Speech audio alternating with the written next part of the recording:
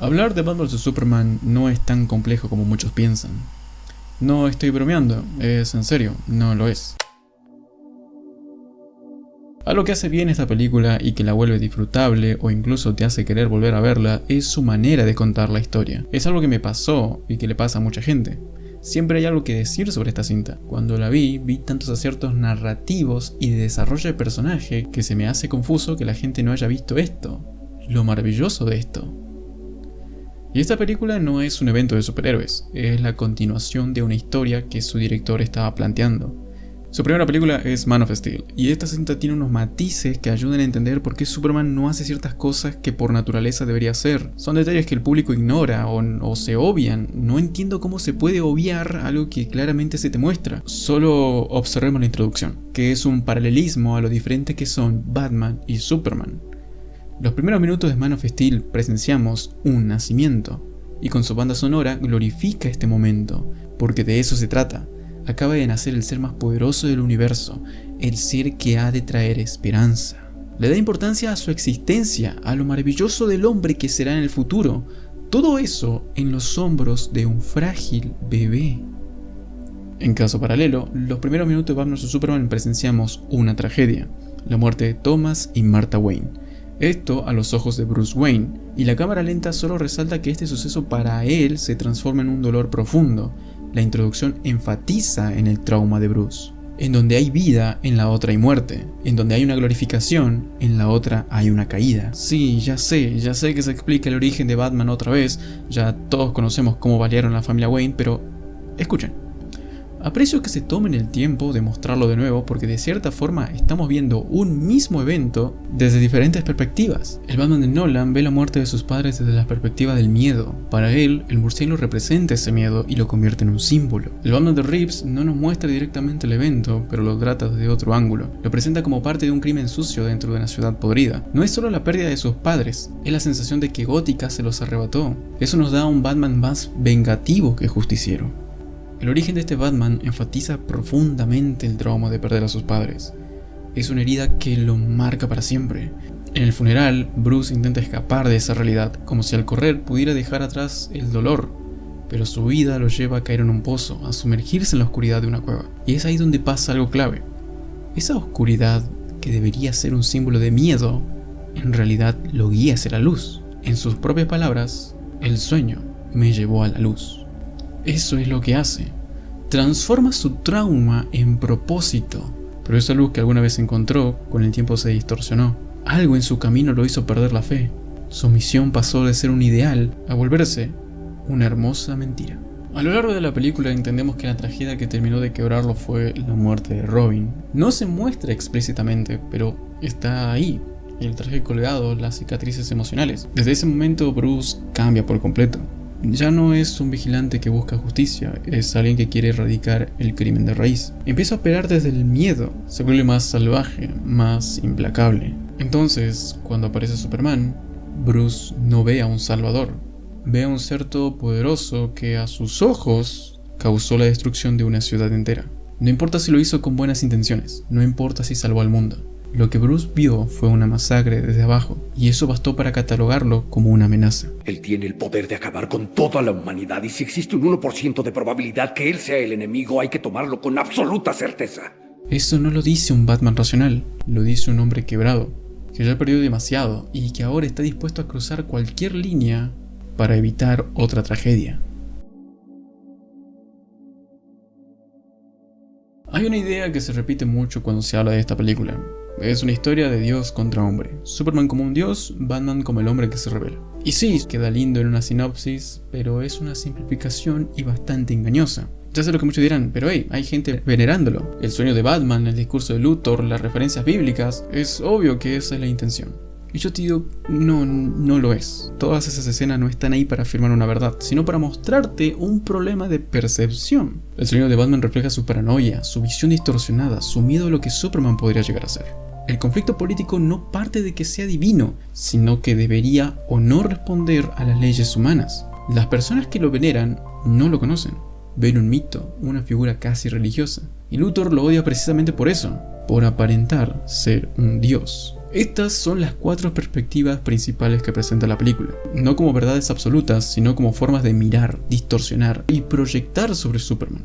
Porque si prestamos atención, ninguna de estas miradas ve a Clark Kent. Ven una figura, a un símbolo, nunca ven al hombre. Y ahí está el punto, ahí está el conflicto real. Todo lo que ocurre, la explosión en el Capitolio, la búsqueda de la kriptonita, el secuestro de su madre, la creación de Doomsday, es consecuencia directa de eso, de cómo el mundo deshumaniza a Superman. Por otro lado, las referencias bíblicas están, y sí, son intencionales. Pero eso no significa que la película trate literalmente sobre religión, ni que Superman sea un dios. Significa que la cinta usa simbología religiosa para enriquecer su lenguaje visual y temático. Como tantas obras de ficción, toma elementos de distintas mitologías y los adapta para dar peso emocional o filosófico a sus escenas. Las referencias bíblicas de Batman vs Superman funcionan como una proyección. Son parte de cómo el mundo ve a Superman, no de cómo él se ve a sí mismo.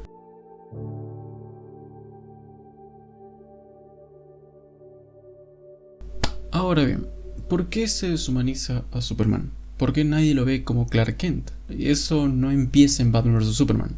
Empezó en Man of Steel. Antes de portar la capa, su primera aparición fue en su nacimiento, un pequeño bebé, en el cual se le vio grandeza a su existencia. Jor-El y Lara no lo enviaron a la Tierra solo para salvarlo, sino con la esperanza de que fuera el primero de una nueva Krypton, una que pudiera convivir y ayudar a otras razas. Grandes expectativas para un bebé que apenas empieza a vivir. Y ahí está lo interesante. En Man of Steel se da la idea de cómo este pequeño niño puede convertirse en ese gran hombre. En su camino se enfrenta a un montón de dudas. Cuando descubre sus poderes, se aterra, se siente diferente, no se siente parte de la Tierra. Sus padres, Martha y Jonathan Kent, son sus guías. Por un lado, Martha, en un momento de apoyo a su hijo, le enseñó a cómo controlar sus poderes. Y por otro lado, su padre Jonathan es el que lo guía a tomar su lugar en el mundo. Tengo que hablar de esta escena. Una de las escenas polémicas de esta película, que es la conversación entre ellos. Contexto. Luego de que Clark salvara a sus compañeros de escuela de ahogarse, esto generó un miedo en las familias. De que Clark haya hecho un acto inigualable. Esto lo abruma y huye. Su padre lo acompaña y en ello tienen una charla. Clark, molesto, pregunta: ¿qué es lo que tenía que haber hecho? ¿Dejarlos morir? A lo que su padre responde: tal vez. Si lo ves por encima, sí es malinterpretable, muchos se quedan con esa idea, pero si vemos más allá, entendemos que el punto de esa escena no es que Jonathan desapruebe que Clark haya salvado a los niños. De hecho, aprecia que use sus poderes para un propósito, sino lo que le preocupa es que aun Clark no comprenda las consecuencias de usar sus poderes abiertamente. Aquí nos muestra dos miedos de Jonathan. Le teme a cómo reaccionará la humanidad ante algo que no entiende, sabe que no todos lo aceptarán.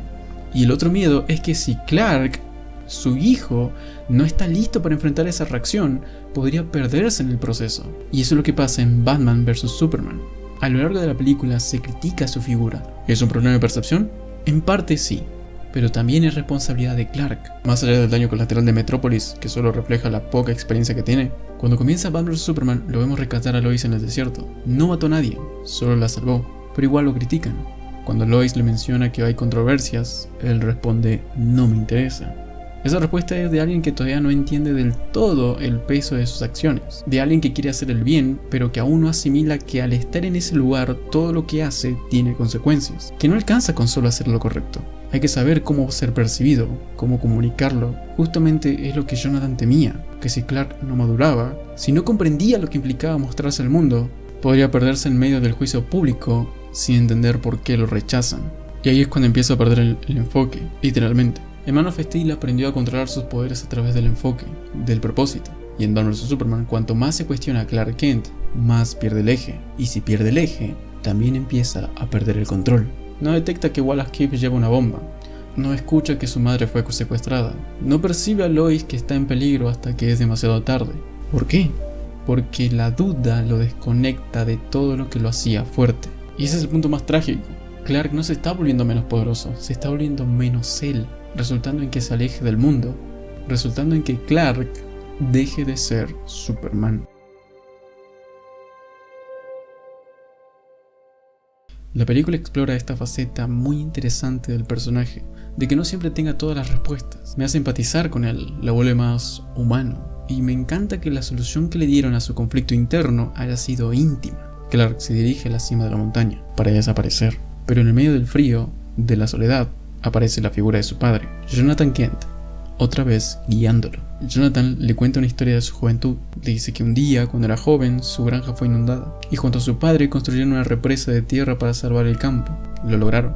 Salvaron su granja, pero al día siguiente se enteraron de que el agua que desviaron inundó la granja de sus vecinos y mató a los caballos. Jonathan creyó que había hecho lo correcto y aún así causó daño. Se sintió responsable. El dolor quedó.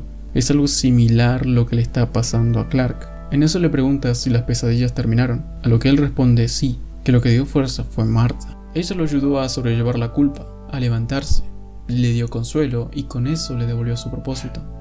La historia muestra que incluso los héroes necesitan a alguien que los sostenga cuando el mundo se les cae encima. Jonathan tuvo a Martha, Clark escucha eso y en ese momento comprende que él también tiene a alguien así. Lois, en la película, le dio peso a Lois Lane como personaje. Personalmente veo que en Man of Steel no es tan interesante como en esta secuela. No hay una conexión tan profunda, pero aquí una lectura que le puedes dar al arco de Lois es que al ponerse a investigar, a buscar la verdad y entender que todo fue una conspiración de Luthor contra Superman, es ayudar a Clark de que no cargue con todo el peso. En un momento le recuerda a Clark lo importante que es, lo que significa para ella y para el mundo. Que el sueño de su padre, ella también lo cree. Y eso es lo que lo vuelve a Lois tan importante. Ya no es solo un interés amoroso, es su ancla en una tierra en donde a veces no sabe si pertenece. Ella es la certeza. Es en esa conexión donde se hace más fuerte, donde encuentra el valor para darlo todo. Ahora, ¿por qué Superman se enfrenta a Batman? Bueno, en realidad no quiere enfrentarse a él. Le cuestiona sus métodos, le pide que se detenga, pero no quiere una pelea. El que sí está lleno de furia es Batman. Pero lo más importante es que este enfrentamiento no es casual. Hay alguien que lo planeó todo desde las sombras. Alguien tan clave como los protagonistas. Y ese es... Hay una tendencia de subestimar al Lex Luthor de Batman vs Superman. Y no debería ser así. Honestamente lo considero un gran villano. No es igual a de los cómics, pero sí es una versión coherente, bien adaptada al universo de estas películas. Por ejemplo, es cruel cuando pone a Superman frente a un dilema moral imposible. Es frío porque usa sin ningún peso de conciencia a personas vulnerables para su propio beneficio. Y es egoísta porque todo lo que hace gira en torno a probar que él tiene razón. Y con los recursos que posee, no tiene límites. Y eso lo hace extremadamente peligroso. Otra de sus cualidades centrales es la inteligencia, pero no en el sentido clásico. No lo vemos como un genio científico o gran inventor. Su verdadera amenaza está en otro plano. Es un estratega, un manipulador nato. Y eso no lo hace menos peligroso. Al contrario. Por favor, todo lo que sucede está perfectamente orquestado por Lex Luthor. Desde su primer encuentro con la ciudadana Finch, Lex plantea una idea que parece legítima. Solicita importar kriptonita como medida de defensa, armas preventivas contra amenazas extraterrestres. Pero su verdadera intención es más siniestra. No busca proteger a nadie, busca generar desconfianza. Su objetivo es que la kriptonita exista en el tablero y que alguien con motivos suficientes pueda acceder a ella. La senadora, que no es ni aliada ni enemiga de Superman, lo entiende de inmediato. Su postura es clara. El problema no es la existencia de Superman, sino que actúe sin rendir cuentas. Por eso le niega el permiso. Para ella es simplemente decirle que no a una propuesta, pero para Lex es personal. La negativa complica sus planes. Ahora debe recurrir a contratistas privados, moverse por fuera de la vía legal. Cambia el método, pero no el objetivo: hacer que Batman y Superman se enfrenten.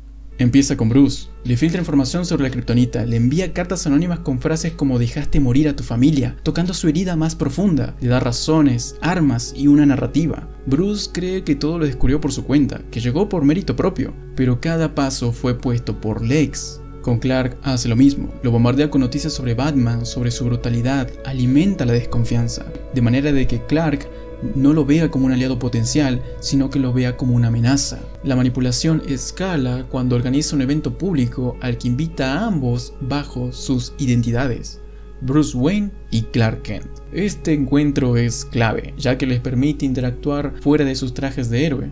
En ese evento, Lex, con su actitud excéntrica, hace comentarios enigmáticos a Bruce, como observando que rara vez sale de Gótica. Cuando saluda a Clark, le advierte a Bruce, casi en tono de burla, sobre el peligro de enfrentarse a él. En ese momento queda claro, Lex ya conoce sus identidades. ¿Cómo lo sabe? En los archivos de Lex vemos información sobre metahumanos. Eso implica una investigación exhaustiva por parte suya.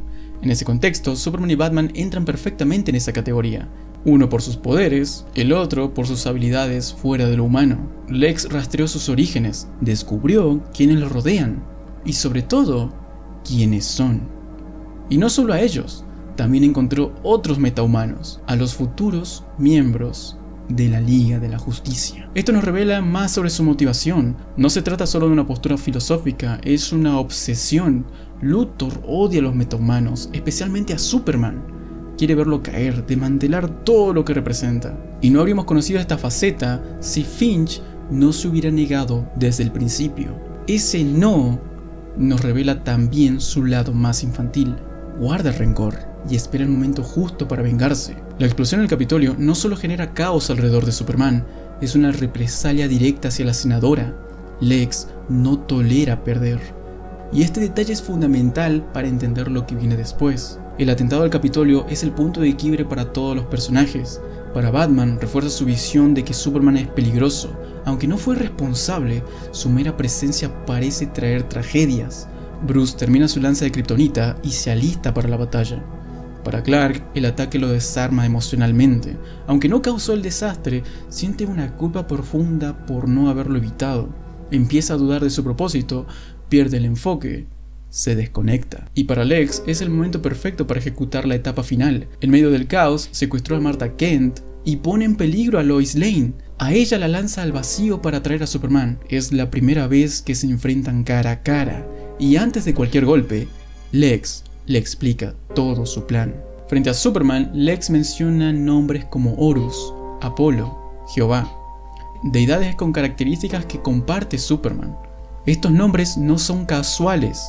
Lex los menciona para enmarcar a Superman en una idea de poder divino, pero al mismo tiempo para exponer su propia visión del mundo. Porque Dios es tribal, Dios tiene favoritos. Ningún hombre en el cielo intervino cuando era niño para salvarme del puño y las abominaciones de papi. A simple vista, esto podría parecer una reflexión patética, pero esconde una tragedia profunda. En toda la película, Lex ha hablado de su padre, de cómo apoyaba a tiranos y se convirtió en uno. Un hombre que, siendo rico, poderoso y cruel, trataba a su hijo con indiferencia y maldad. Lex creció con la certeza de que el poder no es inocente. Y si existe un Dios que presencia todo eso y no hace nada, entonces ese Dios no es bueno.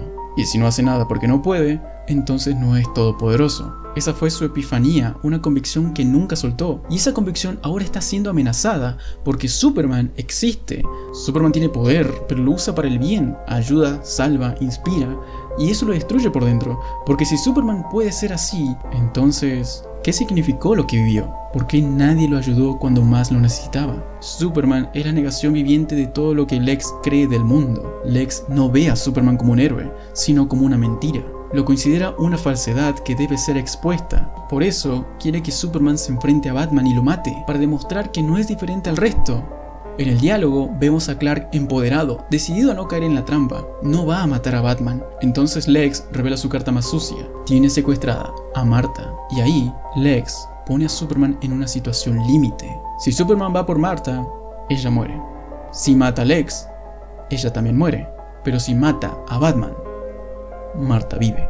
Es una táctica de manipulación que prueba su filosofía. Si es todopoderoso, no puede ser bueno. Así, ensucia su imagen, su moral, su supuesta benevolencia. Es aquí donde considero a Lex como un villano formidable, digno de temer, con un plan perfectamente calculado, un odio con motivaciones profundas y personales, y una filosofía nacida del problema del mal en el mundo. Su mentalidad dio forma a uno de los enfrentamientos más tensos que vi en una película de superhéroes, no por lo épico, sino por el peso que arrastra. Porque lo que vemos es una pelea nacida de una visión errónea. La distorsión del personaje central dio inicio al enfrentamiento entre Batman y Superman.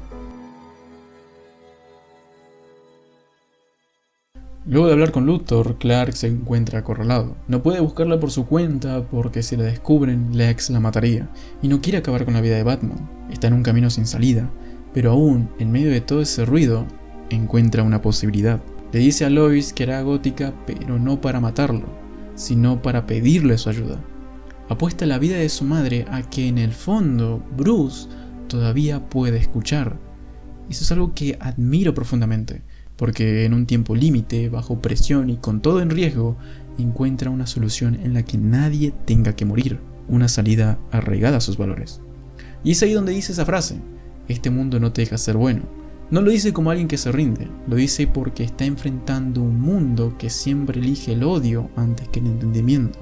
Y que lo diga justo después de elegir el camino más humano que podía, demuestra algo más fuerte que su poder: su voluntad de seguir creyendo en lo correcto, incluso cuando todo a su alrededor le dice que no. Cuando Superman llega al lugar de la batalla, no ataca, habla, pide ayuda, pero Batman ya está decidido. Ya determinó que Superman es un peligro, no hay diálogo posible, apenas lo ve y lo ataca. Están peleando por algo que no existe. Superman no es lo que Bruce cree, pero no puede convencerlo. Bruce no está ahí para entender, está ahí para destruir. Y Clark todavía tiene la esperanza de que pueda hacerlo entrar en razón. Por eso no responde con toda su fuerza. Por eso incluso cuando intenta neutralizarlo, no lo hiere. Cuando aparece la kriptonita, Clark se vuelve vulnerable y por primera vez siente el odio, siente la rabia de Bruce, y aún así cuando logra recuperarse no lo destruye. No usa su visión de calor, no lo pulveriza con un rayo láser, como podría haberlo hecho. Incluso en ese momento, sigue intentando neutralizarlo. Y en su desesperación, cuando lo tiene todo perdido, cuando está a punto de morir, solo le queda decir 3 palabras: salva a Marta. Muchos se burlan, dicen que es ridículo, pero es todo lo contrario. Marta no es solo el nombre de su madre, es una conexión emocional íntima. Clark no dice salva a mi mamá, porque sabe que para Bruce no significa nada. Para Bruce él es un monstruo, un dios descontrolado. ¿Qué le importa si tiene madre? Pero al decir Marta, Clark la protege su identidad, protege a su madre de quedar atada a su figura y sin saberlo, toca una herida que Bruce nunca cerró. Porque Marta también es el nombre de la madre de Bruce. Esa palabra lo atraviesa. De pronto todo se mezcla en su cabeza, su trauma, su ira, su misión. Se da cuenta de que está a punto de convertirse en el asesino que le quitó todo. Y por eso pregunta: ¿por qué dijiste ese nombre? No lo entiende. Está viendo algo que no había querido ver. Y cuando llega Lois y le dice la verdad, que Marta es la madre de Superman, el velo cae. Bruce se da cuenta de que Superman no es un dios, es un hijo, un hombre. Alguien que solo quiere salvar a su madre. Y ahí, Bruce por primera vez entiende a Superman. Lo humaniza. En el momento que decide salvar a Marta, Bruce vuelve a ser un héroe. Vuelve a ser ese hombre que juró proteger a los inocentes. Por primera vez en toda la película, todas sus herramientas, todo su entrenamiento están puestos al servicio de salvar una vida. Y por eso la escena del rescate es tan icónica. Porque no solo vemos lo letal y eficaz que es Batman, sino lo peligroso que puede ser cuando lucha por el bien. Y el detalle hermoso es que cuando salva a Marta le dice: soy amigo de tu hijo. Esa frase tan sencilla es enorme, porque Bruce no solo salvó a una persona, también honró la humanidad de Superman. En ese gesto nace un vínculo. Mientras tanto, Superman va a la nave kryptoniana donde lo espera Luthor, y es acá donde muchos dicen que la película se rompe, que si Superman no mató a Batman, entonces no tiene sentido que Luthor haya creado a Doomsday, pero eso es una lectura errónea. Hay que entender su lógica torcida. Si Superman mata a Batman, queda demostrado que no es bueno del todo, y al mismo tiempo sigue siendo todopoderoso. Entonces Luthor se anticipa y empieza a crear a Doomsday como la etapa final de su plan. Porque si Superman mata a Batman, entonces listo, ya probó que no es un salvador. Ahora solo falta mostrarle al mundo el daño que puede causar, haciéndolo pelear contra un monstruo en plena ciudad. Que su nombre quede manchado para siempre. Pero cuando Luthor descubre que Superman no mató a Batman, su mundo se desmorona. Su plan no salió como pensaba, su filosofía tambalea y, como ya vimos antes, Luthor no tolera perder. Por eso, cuando dice, si el hombre no mata a Dios, el diablo lo hará, está intentando reformular su fracaso, como si todo hubiera estado planeado desde el principio. Pero no es verdad. Es una forma de no admitir que perdió, de no aceptar que Superman no es como él creía. Y acá viene lo más hermoso de todo. Superman ya no es el mismo del inicio. Antes actuaba sin pensar demasiado en las consecuencias, pero ahora, en medio del desastre, lo primero que hace es llevar a Doomsday al espacio, lejos de la ciudad, intentando evitar el daño colateral. Es una muestra de crecimiento, de madurez, de que finalmente está entendiendo lo que significa ser un símbolo. El plan no funciona, Doomsday vuelve a caer sobre la Tierra, y el conflicto se traslada de nuevo a Gótica. Batman va a buscar la lanza kriptonita, pero su nave es derribada. Está solo, perdido, y entonces aparece ella. Dios, ¿podemos hablar de lo increíble que es el acto final? O sea, se tomaron todo el tiempo de construir la tensión desde el inicio, de dejar que el conflicto crezca y recién ahí aparece esta batalla. Es visualmente potente, hay monstruos, hay rayos y golpes, todo lo que uno espera de una escena de acción. Y además está bien dirigida, hay orden, hay una planificación que hace que no solo sea ruido, sino algo que se siente poderoso, con peso. También se muestra algo clave, el poder de estos héroes y su evolución. Ya no es solo cada uno por su cuenta, te das cuenta que están funcionando como un equipo por primera vez. Cada uno con su rol, cada uno con su estilo, pero todos enfrentando a una misma amenaza. Y eso se siente épico. Si vieron la primera parte del video, sabrán que la resolución del conflicto en Civil War es más personal. No se lo cuentan al mundo, sino que se perdonan entre ellos. Y claro, no tienen un problema con el mundo, sino con sus propios pensamientos, sus propias posturas. Que la solución sea tan individual para ellos como tal un perdón es un cierre sólido y lindo. En Batman vs Superman no tenemos el mismo contexto. No son solo ellos dos, son muchos involucrados. Es todo el mundo contra un solo hombre. Pero ojo, la resolución del conflicto entre ambos héroes sucede. La escena de Martha detiene temporalmente el enfrentamiento. Pero lo que quiero decir es que no aborda los temas centrales de la película, como los dilemas políticos, la percepción de Superman como un dios y la filosofía del Lex Luthor. Lo cual hace tener expectativa en cómo la película se encargará de resolver todas estas diferentes perspectivas. La manera que lo logra es tan significativa, llena de esperanza, de promesas, que duele que sea así. Lois sabe en dónde está la lanza kriptonita. En su búsqueda pone en peligro su vida. Superman la escucha y la salva, otra vez. Ambos han encontrado la lanza, una oportunidad para vencer al monstruo. Clark toma una decisión. En ello, él declara unas palabras. Lois, te amo. Este es mi mundo. Tú eres mi mundo. Agarra la lanza y vuela hacia Doomsday para acabar con él. Diana y Bruce lo apoyan para que el golpe sea más certero y que tenga una posibilidad de volver. El monstruo logra liberarse, lastima a Clark, y aún así, su fuerza de voluntad le impide rendirse. Debe acabar con el monstruo. Con un último grito desgarrador, Superman lo venció. Digo que es doloroso, porque incluso después de todo el odio que recibió, después de toda la incomprensión, Superman todavía eligió proteger a la Tierra una vez más. No es justo, pero es lindo. Es lo que haría el personaje. Y esto es importante, no es la primera vez que Superman muere. En los cómics también murió, enfrentando al mismo monstruo. Pero el Doomsday de los cómics era diferente, representaba esa cultura noventera edgy de la época, que se cansó del símbolo, del ideal, y que quiso ver caer a su héroe. El Doomsday de la película representa otra cosa, nace del odio, de la deshumanización. Es la criatura nacida del desprecio hacia Superman, por eso es poético. Superman muere enfrentando a lo que el mundo hizo de él. Y con ese sacrificio responde a cada uno de los 4 grandes conflictos de la película. Para la cuestión política, Superman es criticado por su arbitrariedad, pero su arbitrariedad salva al mundo. En tanto la figura del dios, un dios no muere. Pero él sí, porque no es uno, es un hombre. Con respecto a la filosofía de Luthor, Superman lo contradice con hechos, porque es el hombre más poderoso y el más bueno. Y en cuanto al odio de Batman, durante toda la película, Bruce vio en Superman una amenaza, pero ahora ve a un hombre que entrega su vida por un planeta que ni siquiera es suyo. Superman le muestra la luz que había olvidado, le enseña que todavía hay bondad en el mundo. El planeta entero entiende quién era Superman, y por fin lo reconocen como lo que siempre fue, un hombre bueno. Y eso deja una marca, una herida sí, pero también una promesa, porque su muerte inspira, invita a ser mejores, a seguir un ejemplo. Por eso en donde había una estatua de él, ahora hay una frase. Si buscas un monumento, mira a tu alrededor. Superman se convierte en un modelo a seguir, una inspiración para la humanidad. Y para Bruce, este acto de sacrificio renueva su fe en las personas, cree en los demás, quiere formar un equipo que refleje los valores de Superman, uno que busque construir un futuro mejor.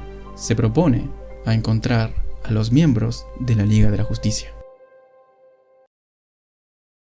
Quiero dejar algo en claro desde el principio. Aprecio tanto Civil War como Batman vs Superman. Son 2 películas con estilos muy distintos, pero ambas me parecen valiosas.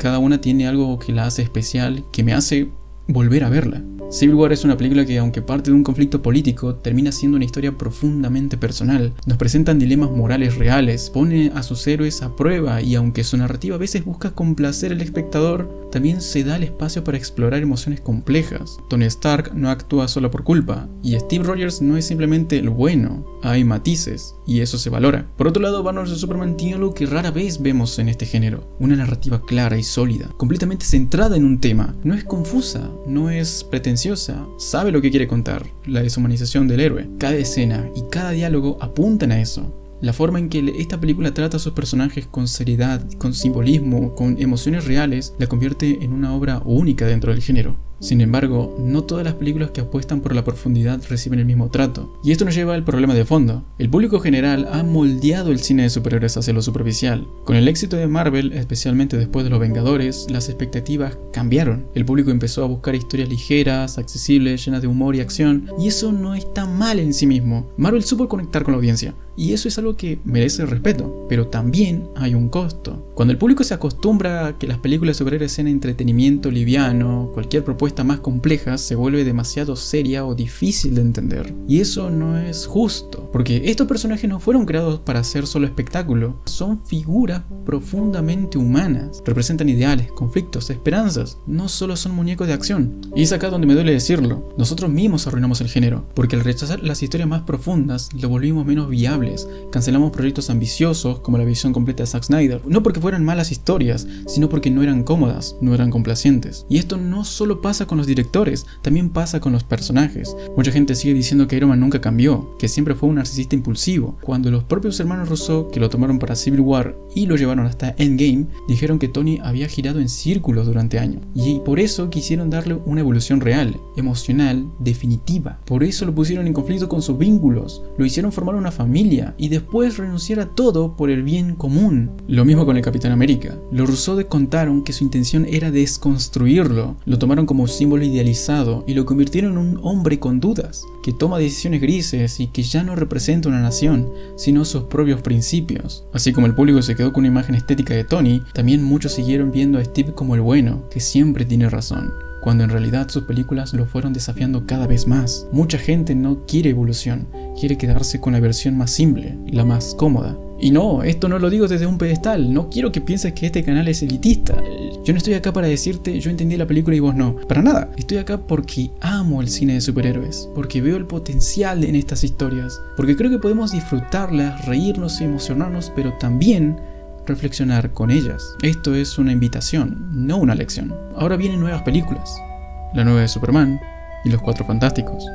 Prometen dos visiones distintas, una sobre la esperanza y la otra sobre la pequeñez humana frente al poder cósmico. Y eso me emociona, porque mientras haya directores con visión, el cine tiene futuro.